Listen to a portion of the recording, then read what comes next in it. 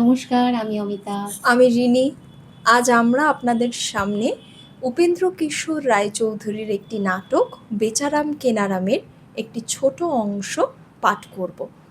তাহলে শুরু করা যাক। প্রথম দৃশ্য, জামা রিপু করিতে করিতে কেনারাম চাকরের প্রবেশ। এই যা, আবার খানিকটা ছিঁড়ে গেল। ছুঁতেই ছিঁড়ে যায়, তা রিপু করব কি? ভালো মনিব জুটেছে। যাই হোক, এই জামাটা দিয়ে ক বছর কাটালে? 3 বছর তো আমি এরকম দেখছি, আরও বা ক বছর দেখতে হয়। তবু যদি 4টে পেট ভরে খেতে দিত তাও কেমন। সকালে মনিব 4টি ভাত খান, আমি ফ্যানটুকু খাই। রাত্রিরে তিনি হাঁড়ি চাটেন, আমি সুখী। তার ওপর শ্রবণ শক্তিটি কি প্রখর! বাড়িওয়ালা সেদিন টাকার জন্যে কি না বললে। বাড়িওয়ালা বলে, টাকা দাও, ঢের টাকা বাকি। মনিব বলেন, তা ভালো ভালো, তোমার বাড়ি আজ নেমন্তন্ন। বাড়িওয়ালা বলে, এমন করে ভাড়া ফেলে রাখলে চলে কই? মনিব বলেন, তা আচ্ছা, চাকরটিও সঙ্গে যাবে। বাড়িওয়ালা বেচারি রেগে মেগে চলে গেল। বড়লোক হতে হলে বোধহয় আমার মনিবের মতোই করতে হয়। কিন্তু এর কাছ থেকে বড়লোক হওয়ার কায়দাটাই শেখা হবে। বড়লোক হওয়ার ভরসা বড় নেই। রাখবার সময় কত আশাই দিয়েছিলেন, আর আজ এই 3 বছরে একটি পয়সাও মাইনে দিলেন না।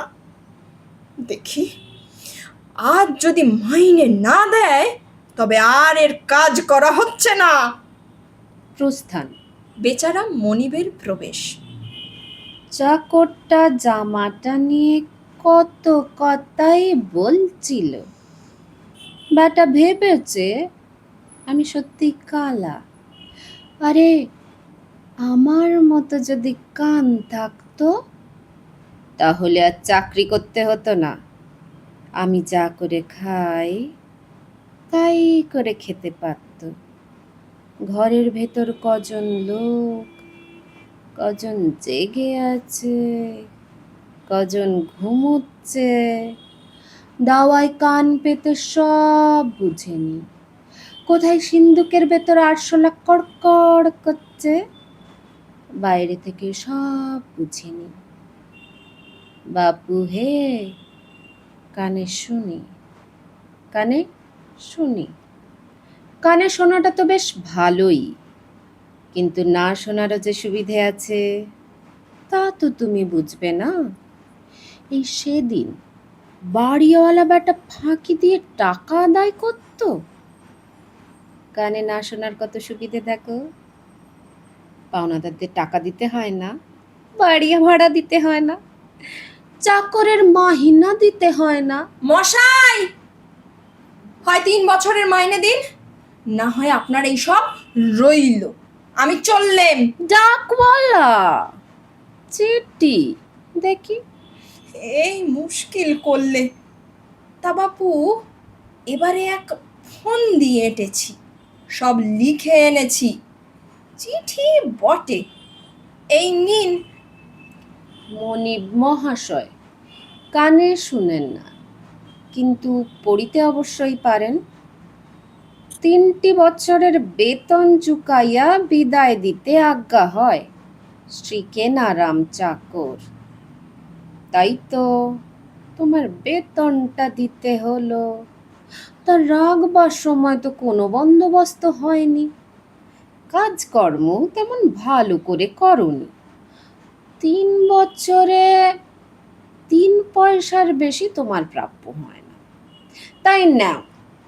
3 পয়সা প্রদান ও ধাক্কা দিয়া বহিষ্করণ।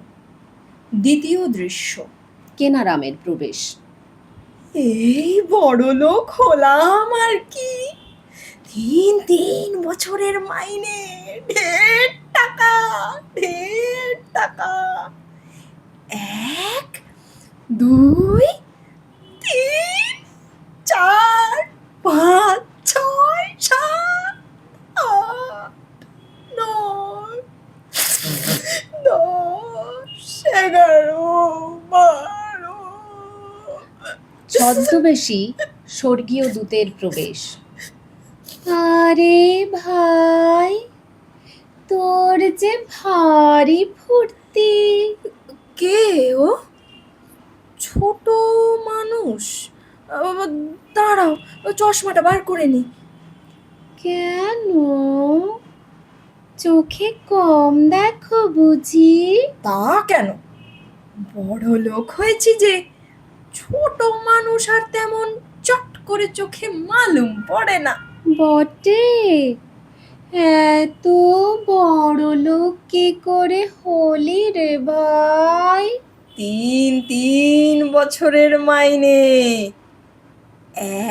1 2 3।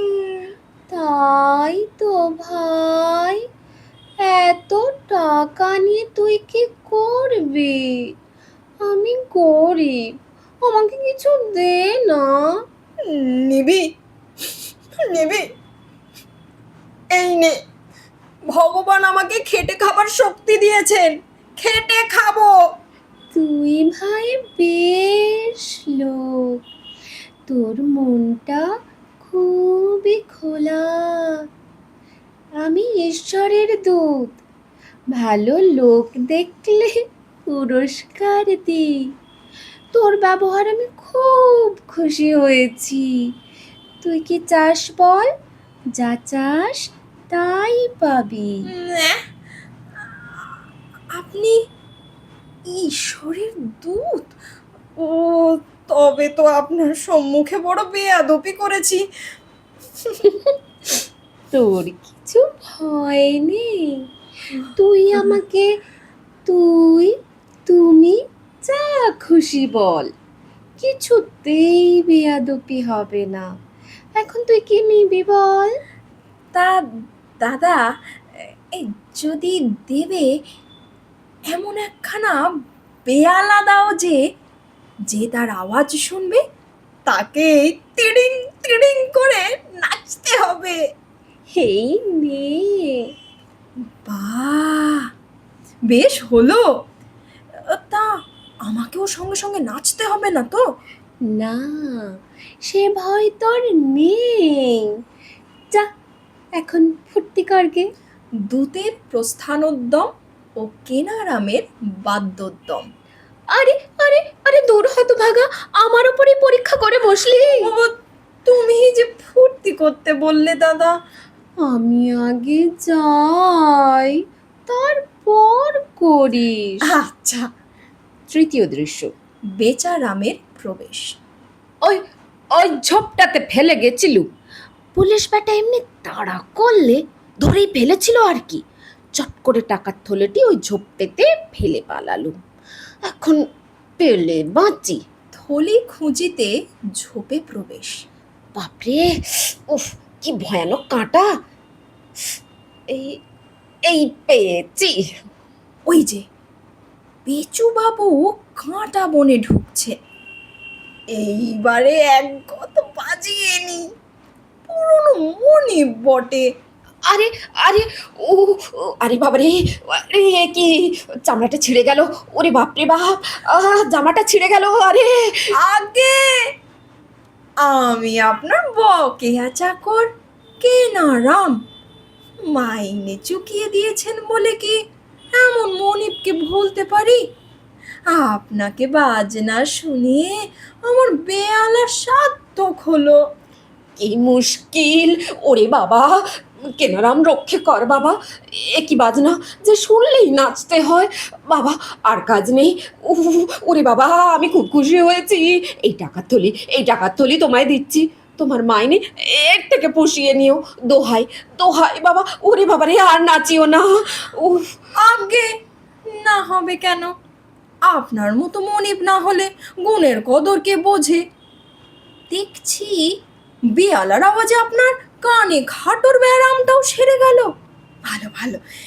তা এই ব্যায়ামের সূত্রপাত দেখলে আমায় খবর দেবেন, আমি বেয়ালা নিয়ে এসে চিকিৎসা করব। নমস্কার।